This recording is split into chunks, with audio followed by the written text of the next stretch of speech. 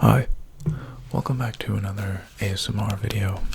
In today's video, I thought that we would do a little bit of manifestation, and today we are here manifesting that you do well in your upcoming exams, because, it's getting to that time of the year where getting to the end of the school year, and it can be a very stressful time.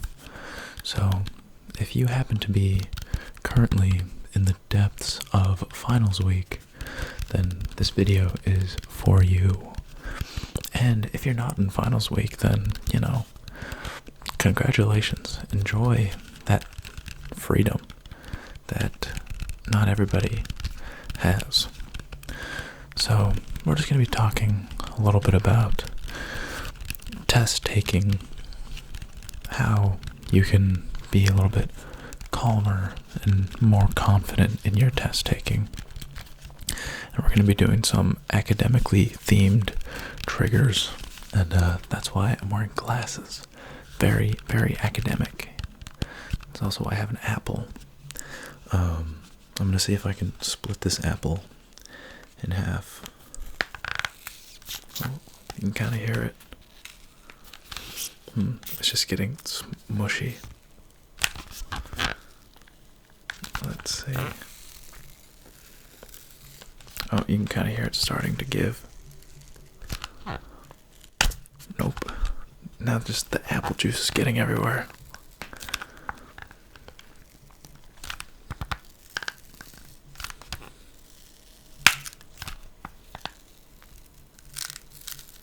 There it is.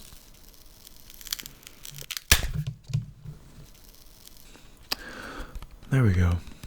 It wasn't the cleanest break, but, we'll take what we can get. Apples are actually very nice to tap on. Should call them tapples. Ha ha ha ha. This is why I don't do comedy. Just stick to whispering into a microphone instead. I love apples.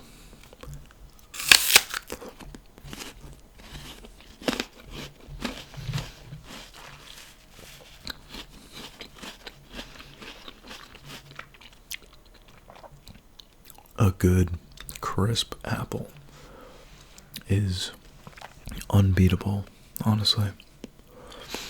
Anyway, so test taking can cause a lot of anxiety for a lot of people, and I think honestly, when I was taking tests, one of the things that kept me motivated and grounded was just thinking about how free I was gonna feel after the test has been taken, and I feel like it's just a really good mindset to have, that you are so much more than your exam scores, and if you're fortunate enough to have good time management, or just good enough time on your hands to study, then, odds are you probably did a good amount of studying. And honestly, I feel like most of the time you're more prepared than you think you are. It's just you psyching yourself out in your own mind because you don't feel like you're absorbing all the knowledge that you need to be absorbing. But when you really look at it, there's so much knowledge to be absorbed that, of course, whatever knowledge you do absorb is not going to feel like a lot in the grand scheme of things, but in reality it is a very decent amount, certainly enough to help you score a few points here and there. And it really is all about just having the confidence, and you really just have to gaslight yourself into thinking that you're smart, and then you will be smart. The mind is a powerful thing.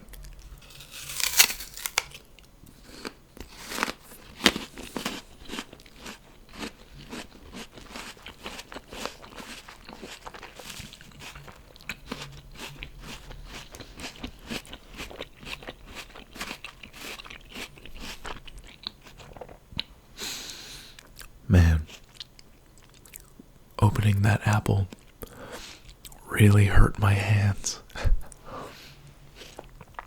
That one was a tough apple. If you get like the perfect apple, that's like the perfect size and like the perfect shape, you can really just like split it in half like it's nothing. And it's a really good like trick. It's a lot easier than it looks with a good apple, and it's great to impress people with. And you can do it, you don't need to like pre-cut it or anything, you just boom.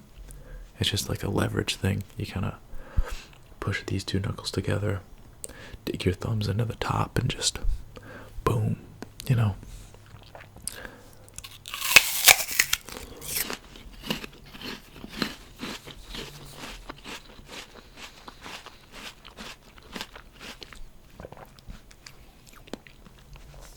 Something that I think a lot of people who are taking tests tend to not pay enough attention to, I think, is the fact that you do need sleep. Going into a test on 2 hours of sleep is not worth the extra hours that you spent studying, usually. I think the only time that it's more worth it to stay up like and get like very minimal sleep is if you literally like studied nothing and then now this is like you're trying to cram. But that's like if you literally did not open the book, you know, then you need to do that. But otherwise, I think you need to like function at peak performance levels and have the like mental capacity to recall everything that you've studied. You need at least like 6 hours of sleep before you go into that exam. So like if you're debating on studying more or going to sleep, I would highly recommend going to sleep. You know, I just feel like most of the time it's going to be more beneficial to you in the long run.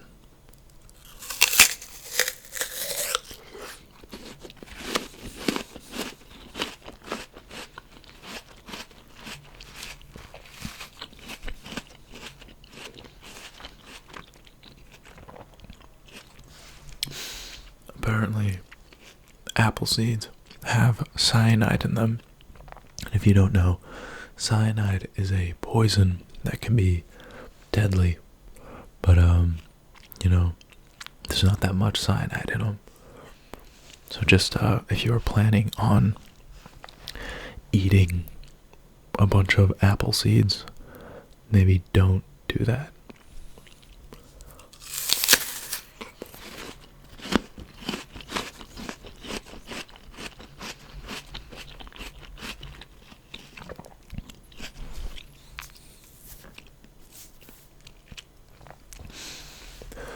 I really do think that if you put the right amount of studying and sleep together, you can get really, really good results on your exams.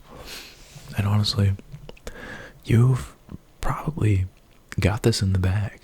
If you're in the middle of finals week and you still have more time to study, then that's great. You know, you're going to study, you're going to really work those concepts, all that basic stuff, really to the point where you can teach somebody else. I think honestly that's a really good way to retain information and make sure that you really understand it. So if you have somebody to study with that you're in like the same class, a good thing to do is to take turns teaching each other certain concepts or going over like processes or key terms. And even if you don't have someone to study with, just explain it to somebody who doesn't know anything, you know, then you really have to go in depth and make sure that you understand what you're talking about so you can get them to understand. And if while you're doing this you find that you have some like blind spots, then you can easily target what you need to go over and work on more for yourself. And if you straight up have nobody to talk to yourself, teach it to yourself, you know, record a video and just start talking to the camera, explaining these processes. You know, I think oftentimes you'd be surprised how much you actually know once you're kind of put on the spot and are forced to really dive deep into your brain to know what you've got.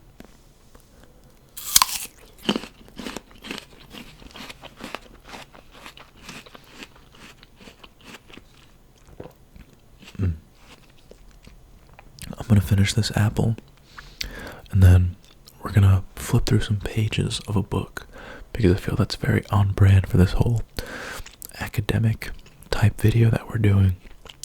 You will become an academic weapon.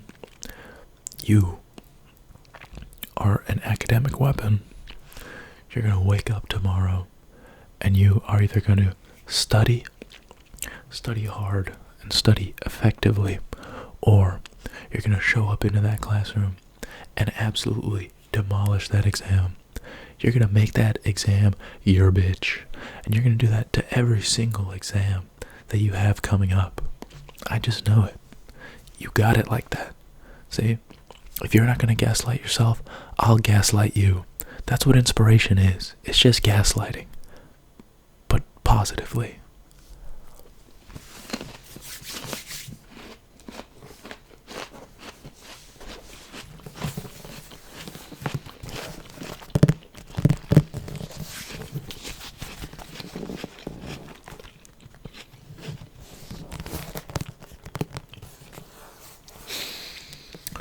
This is a big-ass book.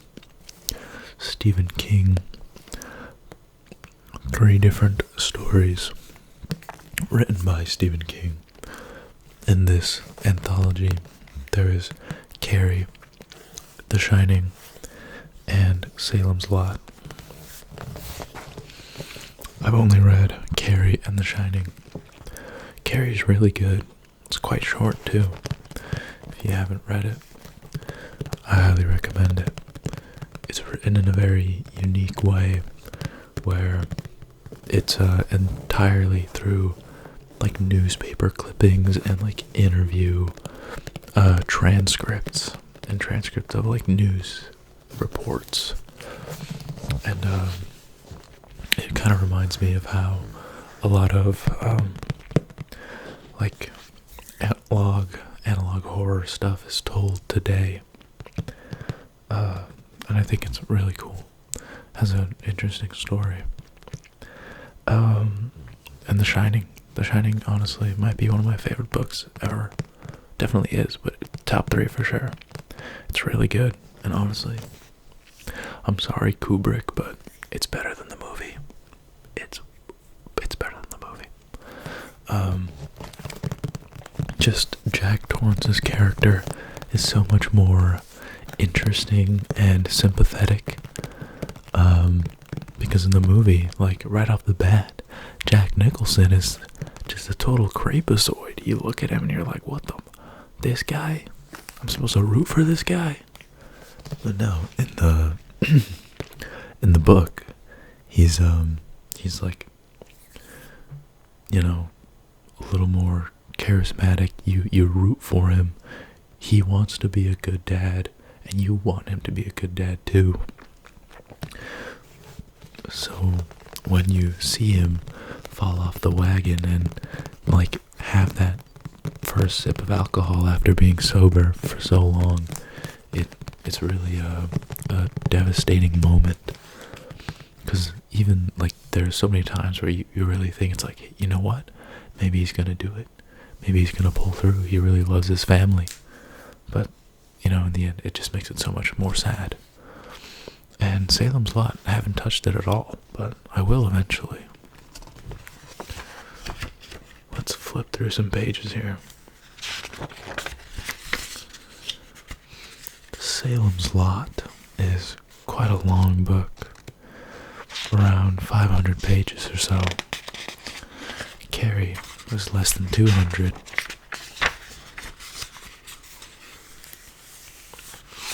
And The Shining, I believe, is about, let's see, if The Shining starts on page 641 and ends on page all the way at the back. 1,000, almost 1,100, 600, 2,100, it's about 500 pages. Also, quite a long book, but very, very good. Highly recommend.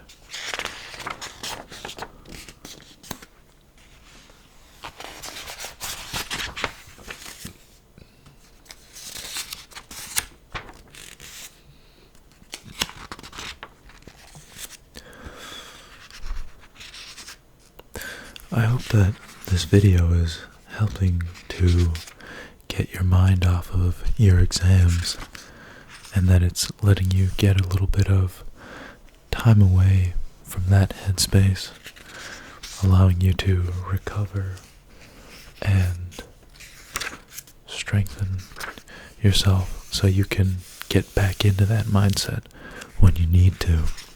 But if you don't need to be in it, then you really shouldn't.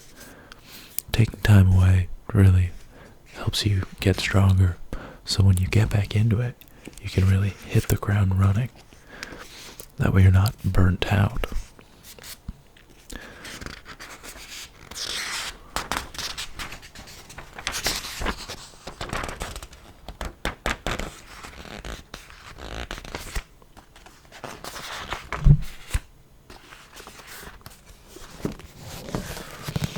Okay, I think that I'm gonna end the video here. And before I go, just want to say again that no matter what happens, you really put in a lot of effort into these exams, and that's really all that matters. It doesn't matter if you don't do well on these exams. It's not a reflection of you as a person or your worth. It just happens. That happens to the best of us. It's just a learning experience, so then you can learn how to better prepare next time. And when you do that, hopefully you'll have an outcome that is more of what you are hoping for. But until then, I'll say goodbye and let you get some rest or get back to studying. But hopefully you're getting some rest, because as I was saying before, rest is extremely important in times of high stress like this. So have a good night. I'll see you in the next video.